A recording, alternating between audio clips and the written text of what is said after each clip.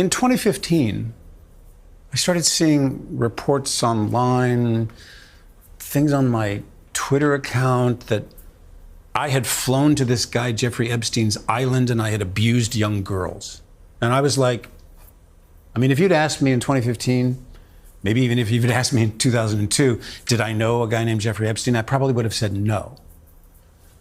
Well, of course, I have since learned who he is. And I have since been able to go back and find out that the airplane that we flew on for this humanitarian mission was owned by Jeffrey Epstein. And to then learn, oh, he was actually on some of those flights. And this Maxwell woman was on some of those flights. I didn't know him. I've never spent any time with him. I was with the Clinton Foundation people. That's who I was with. Now, what I understand is that he didn't start to be investigated until 2005 by authorities in Florida. So here's what I can tell you. This Maxwell woman, she was one of many people who sat down next to me in that throne room. I have no relationship with her. I had no relationship with him.